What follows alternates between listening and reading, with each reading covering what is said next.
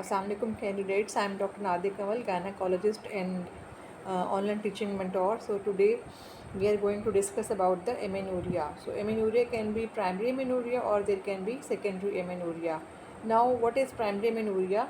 Primary amenorrhea is that there is no period by age of 14 years and there is absence of the secondary sexual characteristics, or there is no menstruation onset till the age of 16 years regardless of the presence of secondary sexual characteristics.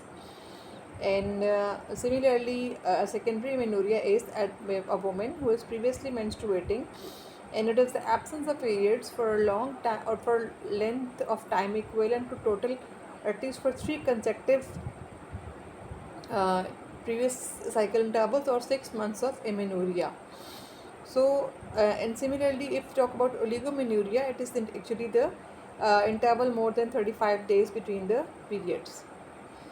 Now, this is for before proceeding, we have to understand the normal cycle in such a way that first of all, there is stimulation by hypothalamus leading to the stimulation of pituitary gland, which in turn produces the gonadotrophins. These are FSH and LH. And LH and FSH, they in turn act upon the ovaries, and ovaries in turn, the ovary is responsible to produce estrogen as well as the progesterone, and these in turn ultimately bring about ovulation, and the cycle is going to be there.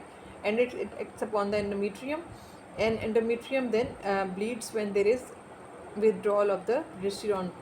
Now, what are the differential diagnoses? There can be outflow tract obstruction, there can be disorder of the ovary, there can be disorder at the level of interior pituitary or at the level of CNS. So with the basically the aim is that this cycle which I have told you, this diagram, that normally it happens, menstruation happens in this way. So if there is disordered pathway in any of these, like either it is at level of hypothalamus or it's the level of pituitary or it's level of gonads, so ultimately there can be amenorrhea. And now, as far as the outflow tract obstruction is concerned, it can be Asherman's syndrome, and it can be Mullerian abnormalities, or there can be cervical stenosis, there can be imperforated hymen, there can be vaginal septum, there can be Mullerian agenesis, and also there can be uterine aplasia, that uterus is not properly formed, or there can be androgen insensitivity. Now you see here, if we talk about the outflow tract obstruction and there is the vaginal septum, then in that case what happens, that patient experiences cyclical abdominal pain, and she can have also urinary retention, back pain, constipation, and the diagnosis is that you see here, you see a bluish membrane bulging, that is hematocolpos, and this basically bulging of the septum at the level of vagina outlet, you can see. So this is basically an outflow tract obstruction.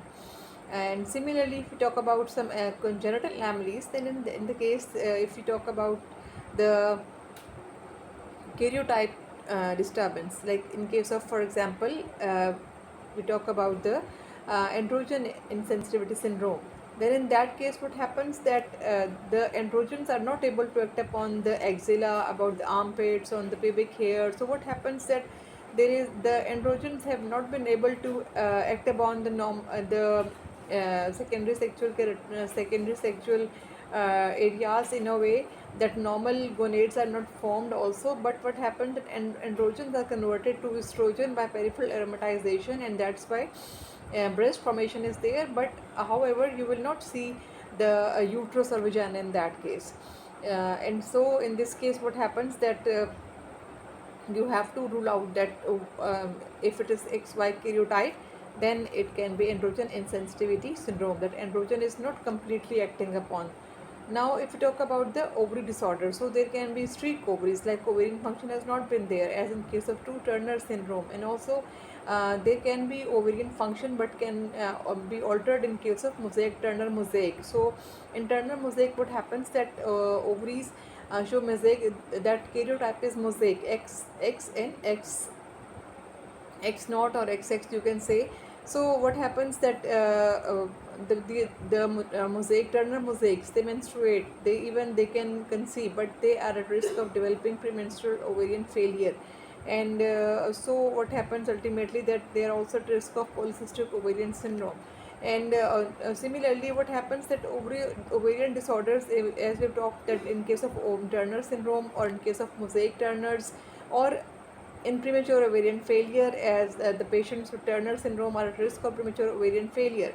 And also in case of polycystic ovarian syndrome, what happens that there is um, hormonal imbalance, and ultimately what happens that there is unopposed estrogen acting upon the endometrium of the uterus, and ultimately the patient presents with irregular bleeding pattern, and also there is unopposed estrogen, so there is an ovulatory cycle.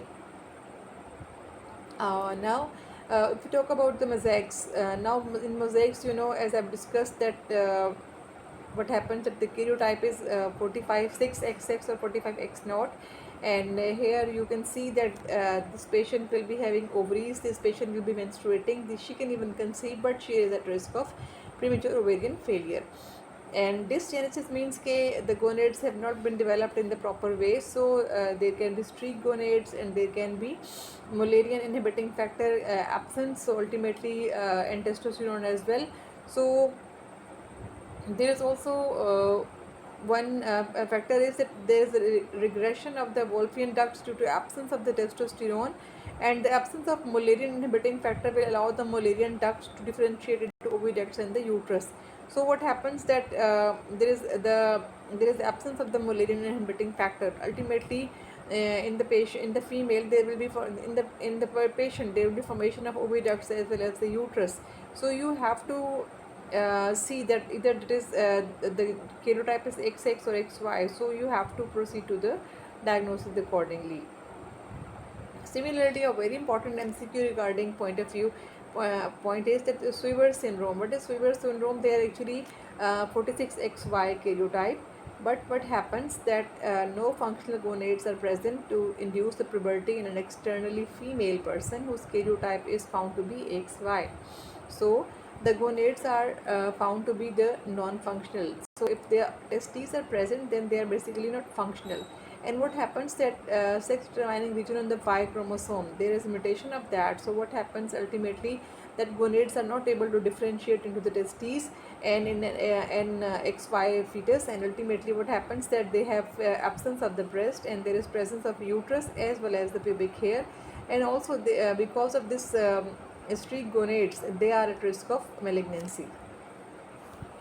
Now what happens that if there is disorder of the anterior pituitary, so either there are adenoma formation, so ultimately excessive hormonal production will be there. This in turn can lead to cessation of the menstruation. Why? Because the release of FSH is normally in the pulsatile form. So if it's not pulsatile, ultimately what will happen that it's continuously on the rising level, then menstruation will be ceased because of negative feedback. And also if there is prolactin producing adenoma, so prolactin also causes thinning of the endometrium, so ultimately producing amenorrhea.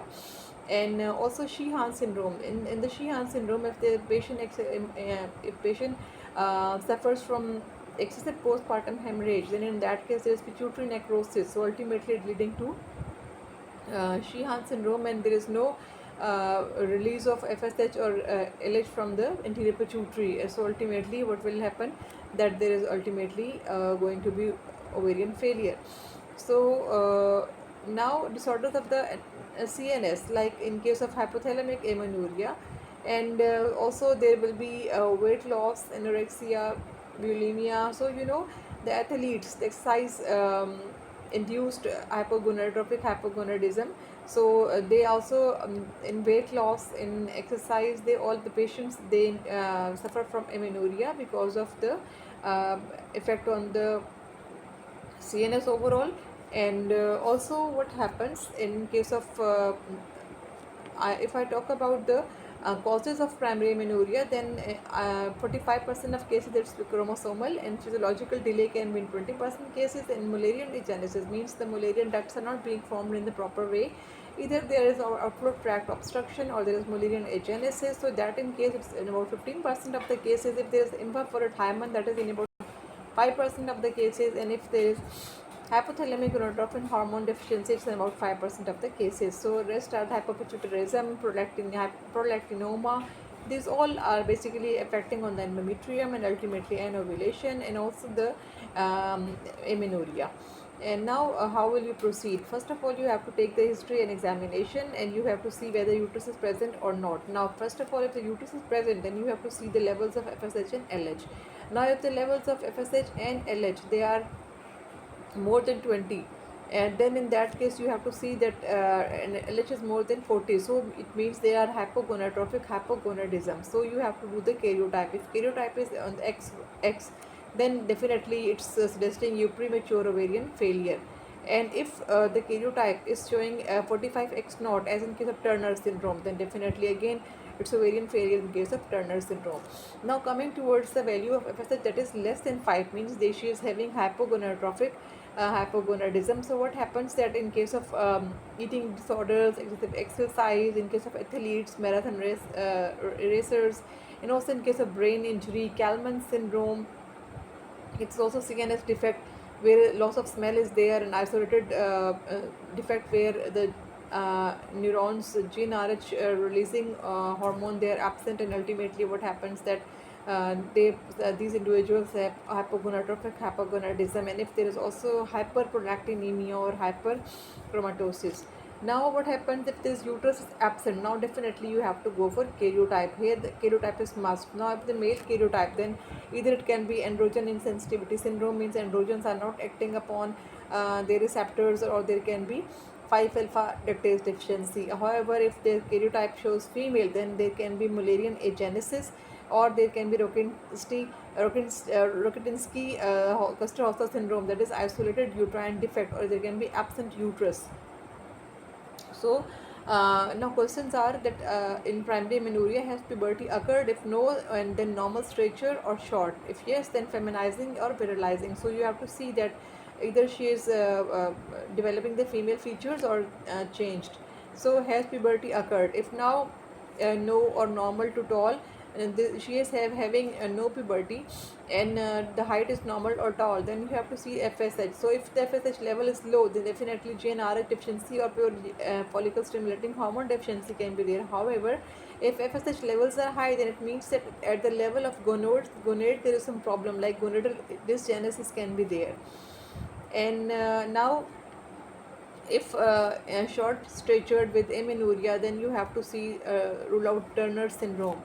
And similarly, if the patient is you see here that if in virilizing female sex, like in 46XX karyotype, then we have to see the congenital adrenal hyperplasia, or if it is showing male karyotype 46XY, then virilizing male intersex. So in that case you can see the partial androgen insensitivity syndrome. So like few androgens they are acting upon, and few they are not acting upon.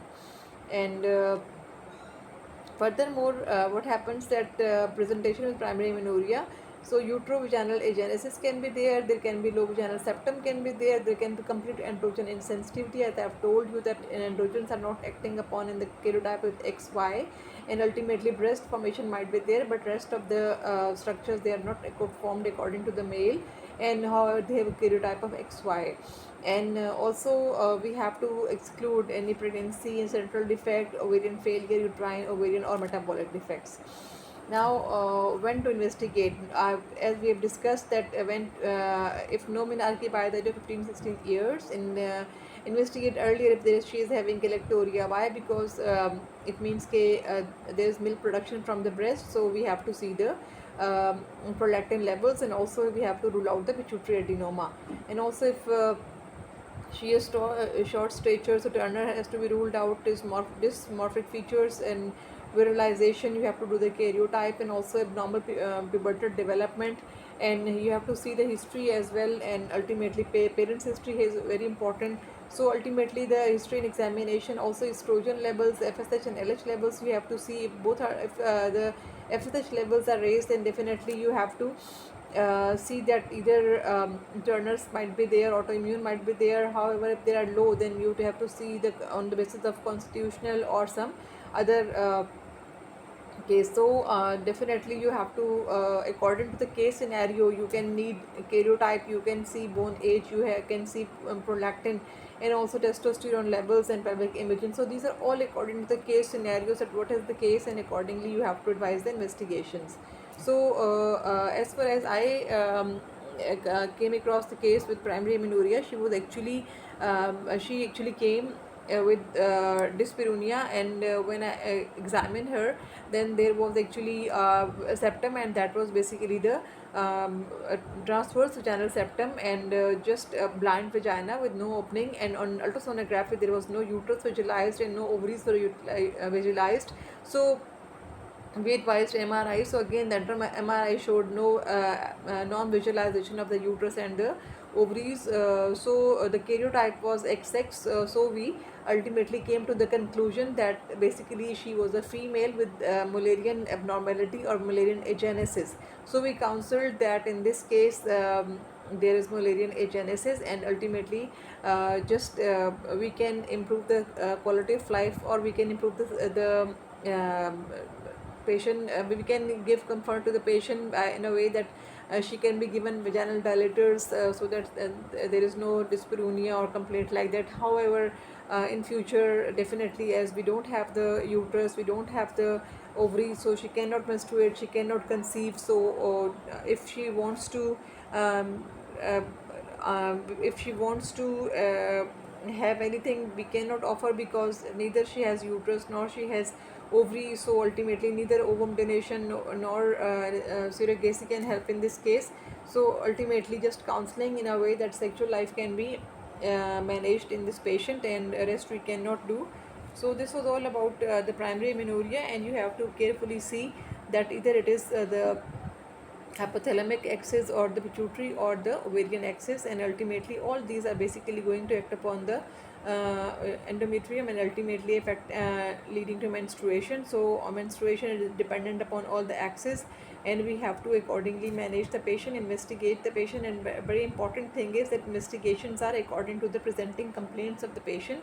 We are not supposed to do all the investigations. We have to see that either it is the central axis, it is a pituitary, or it is the local cause. So definitely we have to accordingly manage the patient. Thank you.